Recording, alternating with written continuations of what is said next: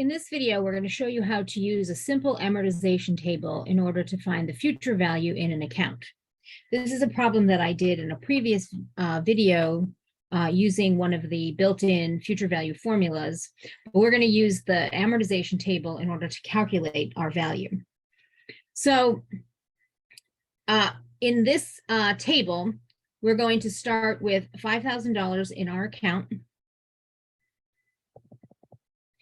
And we're going to basically use simple interest in our table, but we're going to use simple interest per period.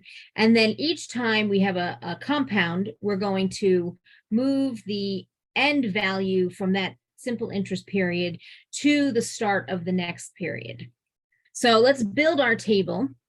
To start with, we are going to compound monthly for 6 years. So that's 12 times per year times 6 years is going to be a total of 72 periods.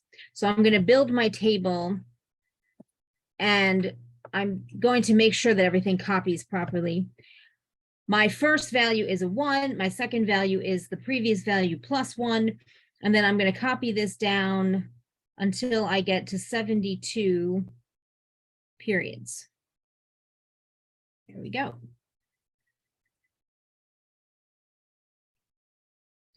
Now, in my rate per period, my annual rate is 5%, but this is compounded monthly. So in 1 month, that's my period, I'm going to have 5% divided by 12.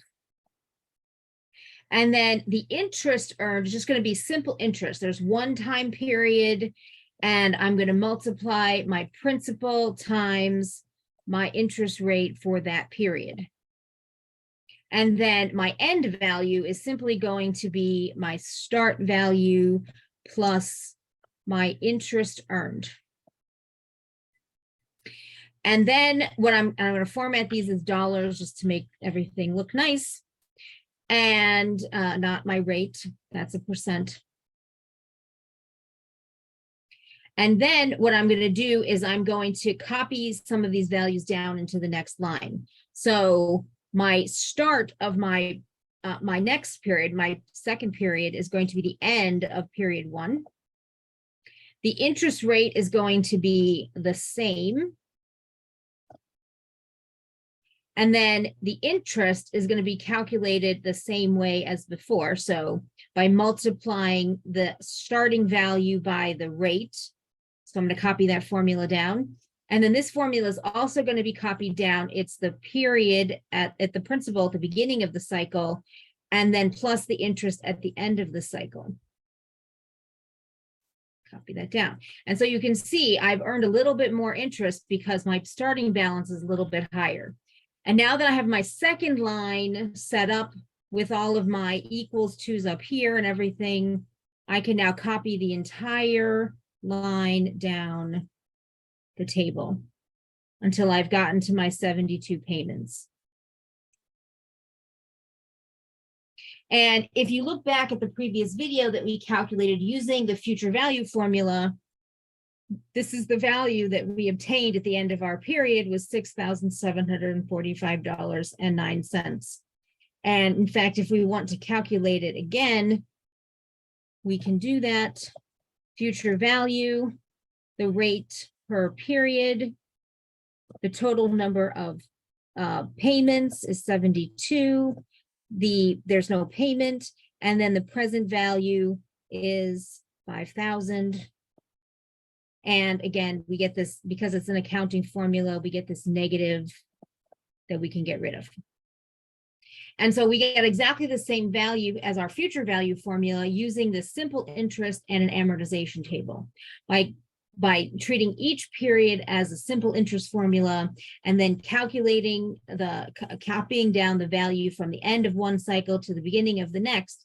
If you copy that down for the 72 periods, in this case, then you get the same value that the future value is calculating. In fact, this is the basic procedure that we use to derive these formulas, although that requires a little bit more math than we have in the course that I'm producing this video for. But the amortization table gives us a chance to actually look at what happens in each of these cycles, and we can see the interest accumulate for each month. Now, one of the advantages of an amortization table is that if the rate per period changes, or you add some additional money to it or what have you, you can account for those things. These formulas that we use make certain assumptions. They make assumptions about the interest periods always being the same. If there's a payment, that the interest is compounded the same frequency that the payments are made, that the interest is constant through the entire time period, all of these factors. When we build an amortization table, though, because we're doing each period separately, we can account for things that the formulas can't account for, like the interest rate might change. We're as I'm describing this, we're in a period where interest rates are rising, and so we could account for that. Maybe after a year, the interest rate changes, and then we can adjust the interest rate, and then we would still be able to calculate how much would be in the account after a certain number of periods. Now, in the next video, I'm going to show an example that is a little more complicated, where in fact we are making payments in addition to collecting interest.